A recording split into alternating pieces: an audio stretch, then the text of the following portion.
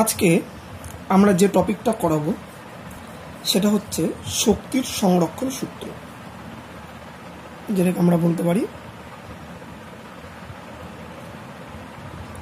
Conservation of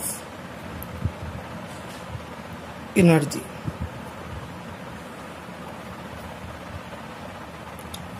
অর্থাৎ এটাই বলছে যে শক্তি সৃষ্টি বা ধ্বংস করা যায় না, শক্তি কেবল এক রূপ থেকে অন্য রূপে রূপান্তরিত হয়। এই মহাবিশ্বের মোট শক্তির পরিমাণ সর্বদা ধ্রুবক। অর্থাৎ এটাই বলছে যে এই বিশ্বব্রহ্মাণ্ড যেদিন সৃষ্টি হয়েছিল, অর্থাৎ জাস্ট আফটার বিগ ব্যাং, আমরা জানি বিগ ব্যাং একটা ঘটনা, যে ঘটনার মারফত বিশ্বব্রহ্মাণ্ড সৃষ্টি হয়। তো এই বিগ ব্যাংয়ের পরেই সেদিনও যা শক্তি ছিল আজকেও সেই একই শক্তি রয়েছে, বা আজ থেকে 1000 বা 1 লক্ষ বছর পরেও এই শক্তির পরিমাণ কিন্তু সর্বদা ধ্রুবক থাকবে। এই শক্তি বাড়বেও না, কমবেও না, এর যা নেট অ্যামাউন্ট সেটাই থাকবে। এবার তোমাদের রয়েছে যান্ত্রিক শক্তির সংরক্ষণ সূত্র। তোমাদের রয়েছে যান্ত্রিক শক্তির সংরক্ষণ সূত্র। এটা কি বলছে? এটা বলছে কোনো বস্তুর মোট যান্ত্রিক শক্তির পরিমাণ সর্বদা ধ্রুবক। আচ্ছা, যান্ত্রিক শক্তি বলতে কোন কোন শক্তির এখানে যোগফল বোঝানো হচ্ছে? স্থিতিশক্তি প্লাস গতিশক্তি।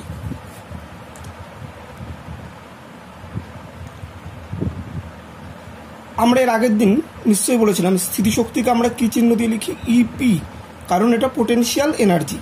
আর গতিশক্তিকে আমরা কি দিয়ে লিখি? ইকে। এটা মনে রাখবে, এর আগের দিন করিয়েছিলাম। তো আমরা যান্ত্রিক শক্তি বলতে কি বুঝলাম? কোনো বস্তুর স্থিতিশক্তি এবং গতিশক্তির সমষ্টি। তো কোনো বস্তুর ক্ষেত্রে এই যান্ত্রিক শক্তির পরিমাণ সর্বদা নির্দিষ্ট, এটা কখনোই পাল্টায় না। তো আমরা প্রমাণ করব যে কি করে এটা সম্ভব। এটা 9-এর সিলেবাস একটা বড় প্রমাণ, অবশ্যই করতে হবে, বড় হলেও জিনিসটা সোজা। তো তোমরা একটু খেয়াল করবে। তো আমরা করব অবাধে পতনশীল বস্তুর ক্ষেত্রে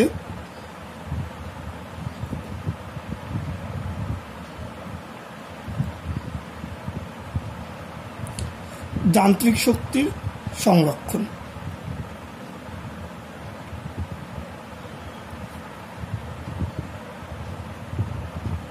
অর্থাৎ আমরা দেখাবো যে একটা বস্তু যেটা অবাধে পড়ছে উপর থেকে নিচে, তার যে কোনো অবস্থানে তার মোট যান্ত্রিক শক্তির যে পরিমাণ, অর্থাৎ স্থিতিশক্তি এবং গতিশক্তির এই যে যোগফল, এটা সর্বদা ধ্রুবক থাকবে, সেটা আমরা প্রমাণ করব।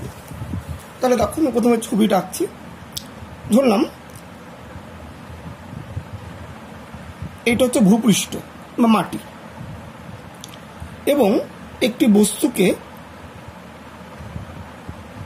এটা ধরলাম একটা বস্তু যাকে এ অবস্থানে রাখা হয়েছে। এই উচ্চতাটা কত? এই উচ্চতাটা হচ্ছে ভূপৃষ্ঠ থেকে এইচ, আমরা একে স্মল এইচ দিয়ে চিহ্নিত করলাম।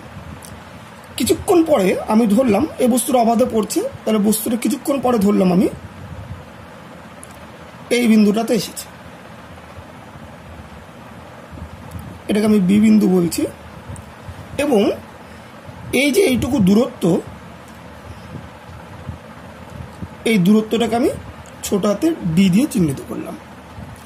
এবং তারপরে আমি আবার ধরলাম যে বস্তুটা ঠিক মাটিতে পড়ার আগের মুহূর্ত এই জায়গাটা এসেছে। আচ্ছা, একটাকে ডিপ দিলে না, অন্য দুটোকে আমরা ডট ডট দেবো, কারণ একই মুহূর্তে 3টে পজিশন হতে পারে না। এই পজিশনটা যদি আমি ডিপ কালি দিয়ে দিই, বাকি দুটোকে আমাকে ডট ডট দিয়ে দিতে হবে। এটা সি অবস্থান ধরলাম। তাহলে এটা কি? মাটিতে ঠিক যখন টাচ করবে সেই মুহূর্ত। আমি দেখাবো এই 3 ক্ষেত্রেই বস্তুটার মোট যান্ত্রিক শক্তি সর্বদা ধ্রুবক, অর্থাৎ পাল্টাবে না। এখানেও যা থাকবে, এখানেও তাই, এখানেও তাই, সেটা আমরা প্রমাণ করব। আমরা প্রথমে করছি এ অবস্থানে, আমি লিখলাম এ অবস্থানে। আচ্ছা, এ অবস্থানে যখন বস্তুটি রয়েছে, এই বস্তুটির স্থিতিশক্তি কত, স্থিতিশক্তি বলেও তোমরা লিখতে পারো, বা আমি কি লিখতে পারি, ইপি। স্থিতিশক্তির ফর্মুলা আমরা জানি mgh। এখানে বস্তুটির ভর আমি ধরে নিলাম m, জি হচ্ছে আমাদের অভিকর্ষজ ত্বরণ mg, এইচ বলতে কোন হাইটে বস্তুটি রয়েছে, এবং আমরা হাইট সবসময় বিচার করবো মাটি থেকে, আমাদের রেফারেন্স ফ্রেম এটাকে আমরা ধরে নিয়েছি। তো এখান থেকে বস্তুটা কত হাইটে রয়েছে, এই অবস্থানে দেখছি আমরা এইচ হাইটে রয়েছে, তাহলে mgh। এবার এইখানে যখন বস্তুটি রয়েছে স্থির অবস্থায় ছিল, এ বিন্দুতে বস্তুটি স্থির অবস্থায় রয়েছে, তারপরে ওকে ছেড়ে দেওয়া হয়েছে, তাহলে এ বিন্দুতে যদি বস্তুটি স্থির অবস্থায় থাকে তাহলে ওর গতিশক্তি কত, আমরা জানি গতিশক্তির ফর্মুলা হচ্ছে হাফ এম ভি স্কোয়ার। এ বিন্দুতে বস্তুটির বেগ কত, 0, তাহলে হাফ এম 0 স্কোয়ার, তার মানে কত হয়ে গেল 0, অর্থাৎ এই অবস্থানে বস্তুটি যেহেতু স্থির তাই গতিশক্তি 0। তাহলে বস্তুটির মোট যান্ত্রিক শক্তি কত, যান্ত্রিক শক্তি বা যেটাকে আমরা ক্যাপিটাল ই দিয়েও চিহ্নিত করতে পারি, সেটা হচ্ছে দুটোর যোগফল, স্থিতিশক্তি প্লাস গতিশক্তি। এই যোগ দুটো যদি করি তাহলে আমরা দেখব হচ্ছে mgh প্লাস 0, তার মানে কত হলো mgh। এটা কোন অবস্থানে পেলাম আমরা, এটা আমরা পেলাম এ বিন্দুতে যখন বস্তুটি রয়েছে তখন তার মোট যান্ত্রিক শক্তি দেখলাম mgh। এবার আমরা আসছি বস্তুটি যখন বি অবস্থানে আসবে তখন কি ঘটবে।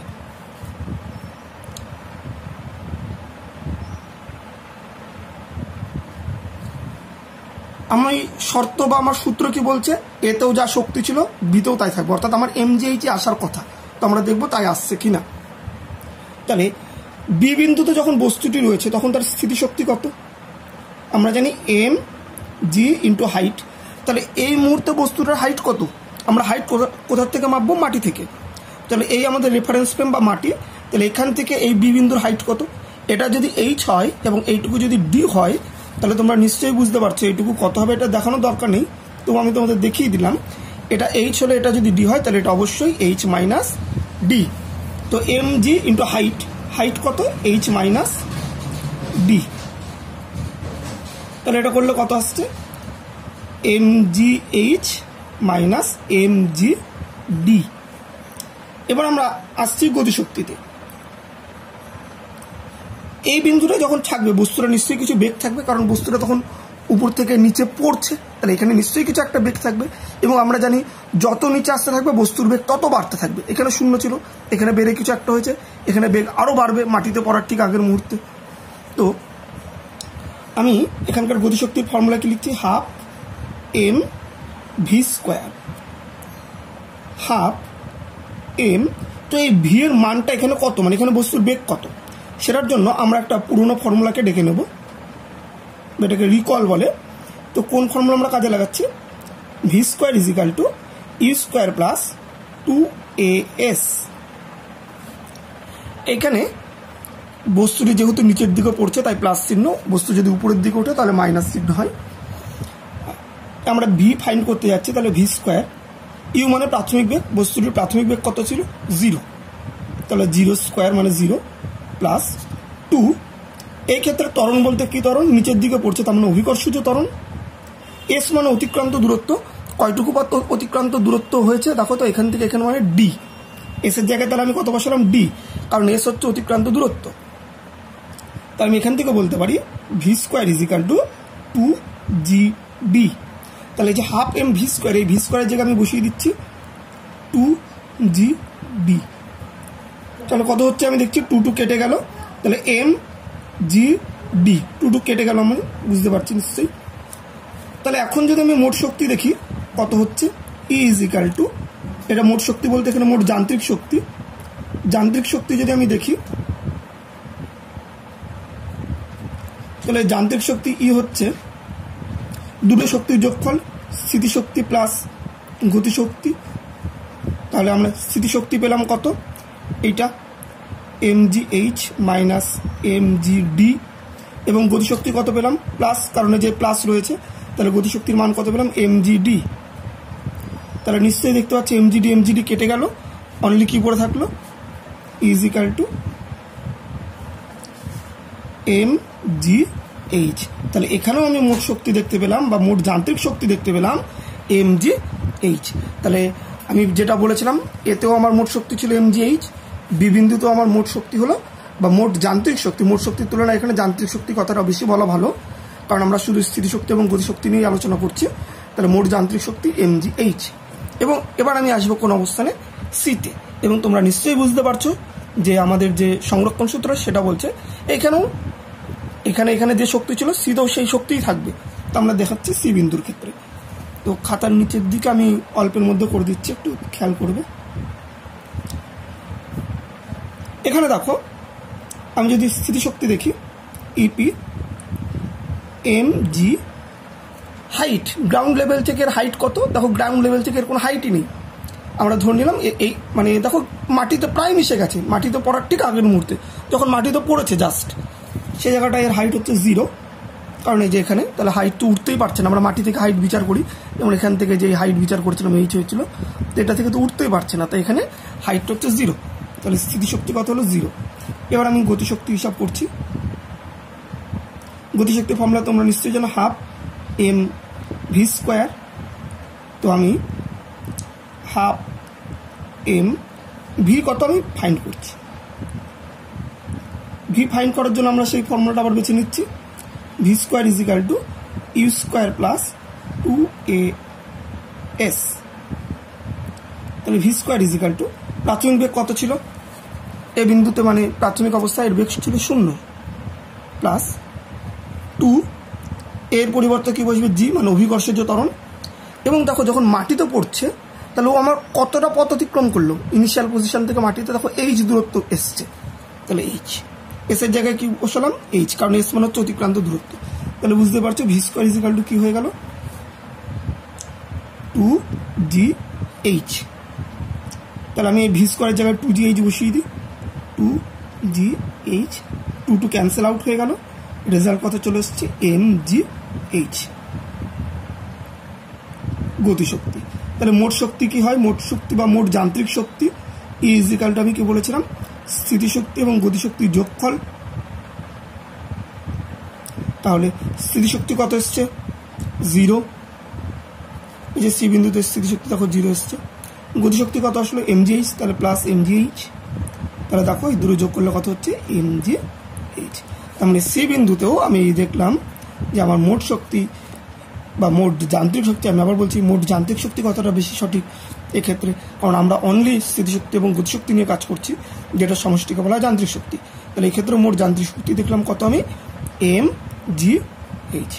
তাহলে খুব ইন্টারেস্টিং যে আমরা অবাধে পতনশীল বস্তুর ক্ষেত্রে 3টে পজিশন নিয়েছিলাম, 3টে পজিশনেই দেখলাম যে মোট শক্তির পরিমাণ স্থিতিশক্তি এবং গতিশক্তি পাল্টাচ্ছে প্রত্যেক জায়গায়, কিন্তু মোট শক্তি বা মোট যান্ত্রিক শক্তি দেখো সর্বদা কি রয়েছে ধ্রুবক, অর্থাৎ এখানেও mgh, বি বিন্দুতেও mgh এবং সি বিন্দুতেও mgh। তো এটা অত্যন্ত ইম্পর্টেন্ট একটা টপিক। তোমরা আশা করি ভিডিওটা বুঝতে পেরেছো।